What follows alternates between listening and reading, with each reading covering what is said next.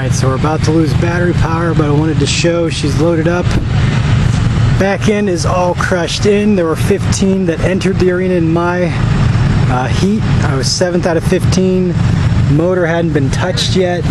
Took one shot in the front, didn't get to the radiator. For some reason, whenever I hit a guy with my rear end, I lost all power. Not at the battery itself, as the terminals were still fine, but I lost all power, and I flipped the hood here after. I'm not sure what it is yet. Fuse box didn't seem to take a hit at all. Terminals were still all on, the battery cables, so I'm not sure. We'll have to see what happened. You see, I got a little bit of damage up there, but the motor didn't take a hit, just got pressed a little bit back here with this shot.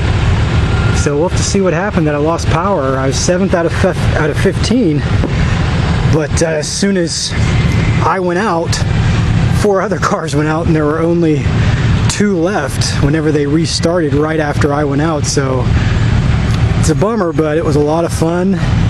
Get the GoPro in there, see what the footage looks like, but good time. So that is what's left of L10, my first Derby car. A little sore in the back, but it was awesome. I loved it. Alright, so she's back in her original position next to the Ford Fusion. We're a couple days past the Derby now. We got her off the trailer. Again, if you are in a Derby and you're all busted up like I am, in particular with my back left wheel, it's crooked, which means even though my car runs great, just like it did before the Derby, after I fixed the fuse, it doesn't back up straight. Make sure the wheels that are the straightest, which in my case are the front, are facing out so you can easily get it off your trailer. I had a heck of a time getting it off the trailer because the back wheels were so bent, and I haven't got to straighten them out yet. So we got her off. That tire took a little bit of damage in the rim. It's a little flat, so I've got my stand there. So again, showing kind of the aftermath.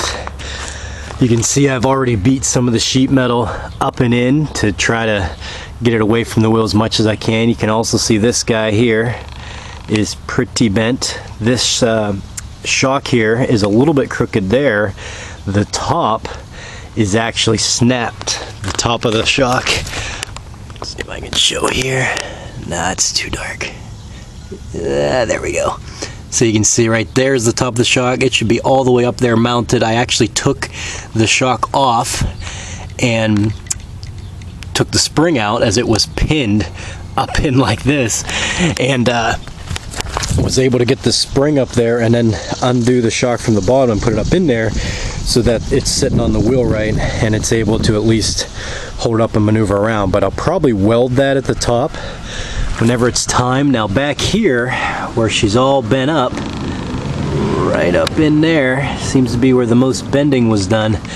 We're going to take a torch and heat that up, and we're going to take a come along and grab it from there and pull it together as we're heating the inside of that, and hopefully straighten this out at least somewhat so that it's able to be somewhat straight, so that I'll be able to, the next time I have this in the Derby, either here in about a month, or if we're going to shelf her for the rest of the fall until next summer, be good to go. This one's a little bit crooked, so it should pull too. Can heat it up some as well.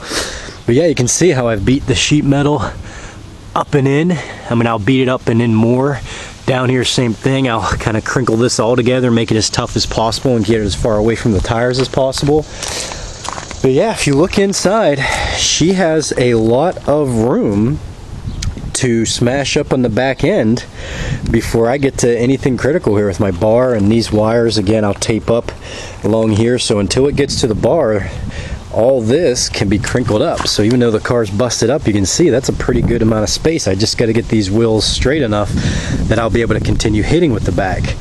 In the front, just a little bit of damage around the fenders on each side. I took a hit there, but fortunately not too much. This door here, I'll be able to beat out close to its original spot.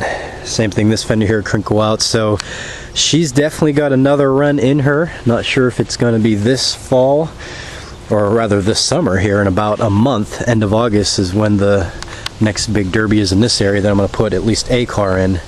But I think we're going to go to the Fusion. We'll see. So yeah, that's her. Started taking apart the gas tank. so I could hook up my fusions. Just took off that clamp there and unscrewed that one, undid the fuel lines there, just put the tank there so it caught any overflow that was there. Battery will take out, keep the tank out so that no more water gets to it, because unfortunately the rain got to it, and she'll sit here for a while. It was a good run, it's a good car. She's still got life left in her though.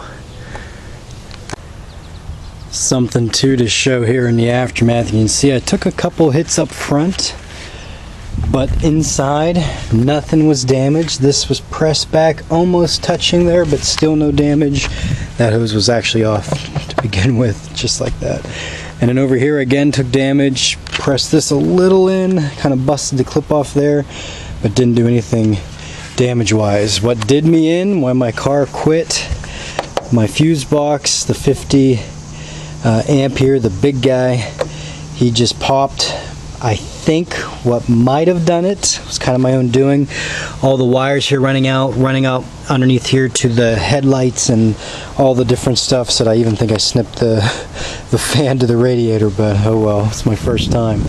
Well, I should have individually taped each one of those wires off after I cut them, then wound them up kind of in a big ball together. I just kind of wound them up in a ball together, and I think maybe, you know, as things are going crazy, maybe two of those touched it shouldn't, or they touched the metal that shouldn't, and it popped that fuse. So kind of a disappointing finish, as it wasn't my motor locking up or taking damage or anything like that. I was still going strong, even with a bent back wheel. I was still going good. The front end had yet to take damage to the motor or tranny or anything. Just blew the fuse. So lesson learned, make sure I individually do that next time, and then I'll bundle them up together and I'll move the fuse box in here too. Also with my wires here just kind of running over, I'm gonna get a PVC pipe and go through the dash there and run those through. That didn't cause me any damage, I just had them taped here and running under the hood, but that could do something, or be something rather, that would do me in too. So lessons learned, and yeah, we'll make a better car next time because of it.